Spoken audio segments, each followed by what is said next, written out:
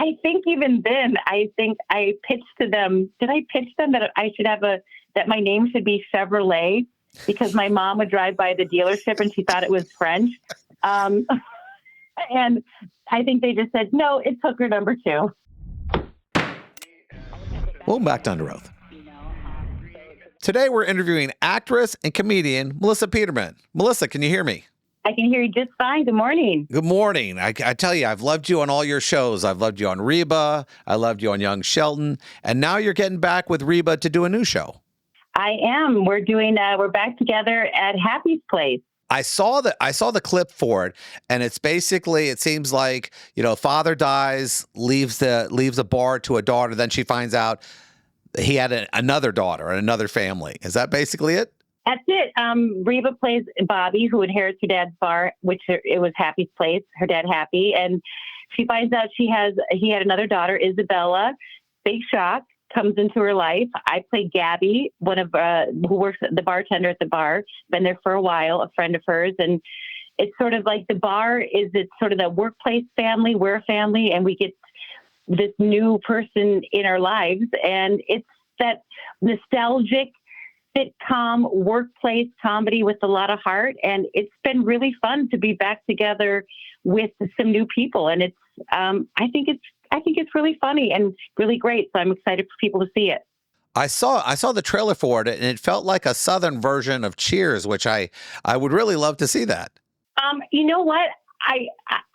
That's the set we have. It is so beautiful. It's so well done. And I have moments because I loved Cheers. It was I would watch that with my grandpa all the time. One of my favorite shows.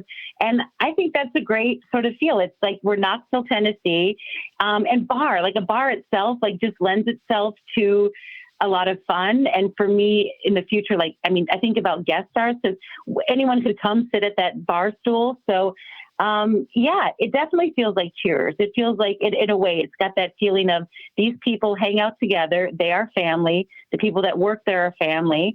I worked at bars, by the way, in a lot of my life. So I understand that sort of restaurant bar feel where you are, it's almost like to me theater where you guys are very close. And so, we are family but also have the opportunity for lots of new people to come and go at the bar. So I hope the set is fantastic. What I love about this story is, a lot of people don't realize when you're on a set with somebody for 5, 6, 7 years, and a show ends like Reba, you miss your family so much. And then, a couple years later, they go, guess what? We're going to do something else, but it's the same family. Yeah. I mean, it's, Reba and I, it's Reba and I from the old show together. We have Rex Lynd, who is her real life boyfriend, wonderful actor. And then, so we have that feeling that we had on the Reba show, but we added some new cast members, Belisa Escobedo and Pablo Casablanco and Tocala Black Elk, who bring in this new energy, this fresh feeling. So, if you love the Reba show, I think you're going to love this show because it has that feeling, but it's in a fresh and a different way. And I have to say, you get nervous because we had such amazing chemistry on that original Reba show. And you worry when you come to a new show, you don't want to force it. You don't want to be like, we're friends, we're best friends, or we like each other. And I have to say, we have really gelled and it feels really right. And the chemistry feels really wonderful with the new addition. So I hope that people will see that in the final product. I think you can. Now, one of the things I really love about people's careers is some people start off on the stage and, people don't realize how beneficial that is to have that training and then go into TV. I mean, you started off, now you did something that I just couldn't do. I mean, you did 600 shows of Tony and Tina's wedding. And for those out there who know what that is, that's like dinner theater. It is hell. But I mean, you obviously had to pick up something from that. Yeah. By the way, what you do right now is you're improvising right now. I think you absolutely could do it. I started my career. I went to Mankato State, which is now Minnesota State. I have a theater degree. I moved to Minneapolis. I did Tony and Tina's wedding, which was no lines. You improvise a character every night in an interactive wedding. And I learned from so many people, that skill of improv was so beneficial to me coming to LA. and today even, like, it just makes you, you're faster on your feet. You're willing to just jump in it and think of anything and be present. And especially auditioning, like, you can prep for an audition, learn your lines, and come in and nail it. And they'll say, great, but do it this way. And what improv brings is like, absolutely. And you just say yes, whether you can pull it off or not. But yeah, that skill was huge for me. And I use it today. I use it. It helps you be in the moment as a better actor, I think. But you're doing it every day. What you do, talking to people, not scripting it, like, that's improv. You're doing it. You know, it's interesting how the skills you pick up over time, because I noticed you've done a lot of improv, you've done a lot of this. I was fortunate in my career, I wound up becoming a lawyer, but I also do stand up, I write comic books. So you take those on stage skills and you put them towards regular day life. Now, the one thing I wonder about your set is how tough is it to, when you go, hey, listen, I think this line would be funny. Are they welcoming to that, or do they like the script is a script? I have to say, Kevin Abbott, who was our showrunner on the original Reva show, he's back with us on this one with a lot of our same team, Matt Berry, Pat Bullard, and Julie Abbott, his wife, who came up with the concept. But I have to say, our writers on the Reva show and on the Happy's Place, they are so great. Like, they know that I trust them, and they are brilliant, and they give us such wonderful things to say, but they also trust us to, like, pitch a line, or once we get it taken and it's, we do exactly what we said, they'll let me try something. And so they're very open to being collaborative and to listening to us. And Kevin's really wonderful about, I can go to him anytime. I mean, I think, I'm sure he's like, Melissa, here she comes. She's got a pitch. She's got an idea.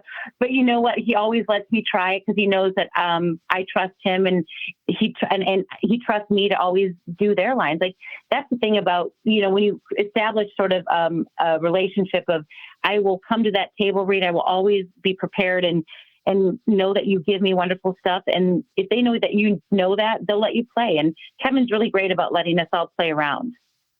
I love that. I love that idea. And, like I said, I'm a stand-up also.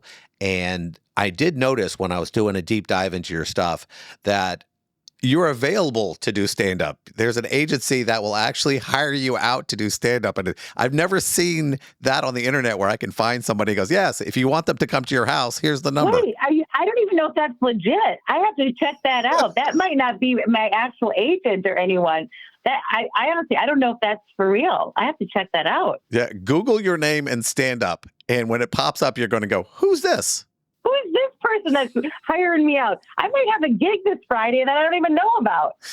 Or you might have a double who's actually doing your stuff for you.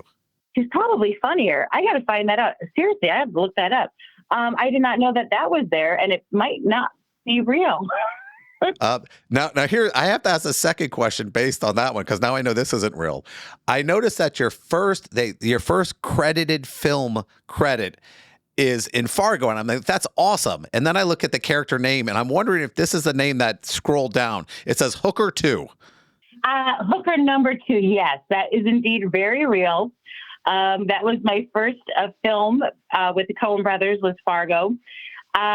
I think even then, I pitched to them. Did I pitch them that I should have that my name should be Chevrolet, because my mom would drive by the dealership and she thought it was French. And I think they just said, no, it's Hooker number 2. The funny thing is, I had my parents show up to one of my first movies, and it was terrible. It was Police Academy 5. And, I didn't get the credit, and we're waiting for the credits to go by. And did you actually wait for the credits to go by and saw your name and it says Hooker 2? Yes, of course I did. Oh, that is so funny. I love that. Hey, so wait. What was your role in Police Academy 5? I was there for like 19 days, and all I did was run around in the background doing crazy crap. And I couldn't figure out why they had me on the set, because every morning I would play Frisbee with this old dude on the beach. And then after like 14 days, I said, guys, come on.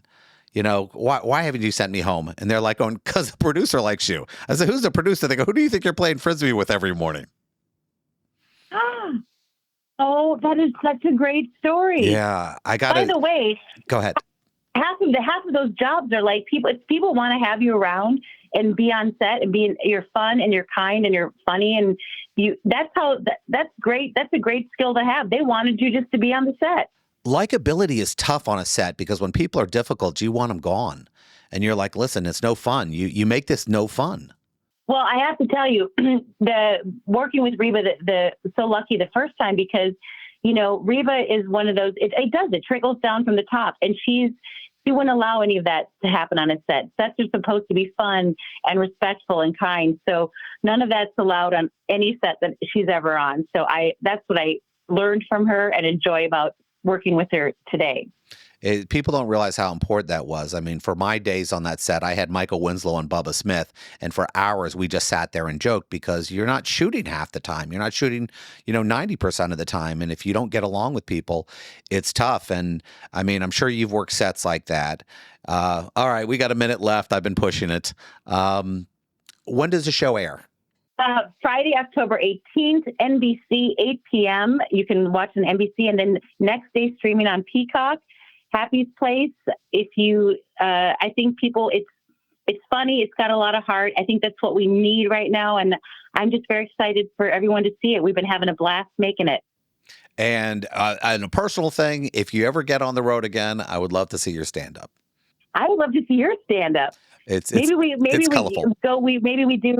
we can go out together. That'd be great. Oh my God, I can't imagine. I'd open for you. That'd be so much fun. I mean, my humor is pretty solid. It's basically a 50-year-old talking about having to use Cologuard and stuff like that. So it's pretty safe. I love it. All right. Well, you take care. It was so good talking to you. Thank you for having me. Have a fantastic day.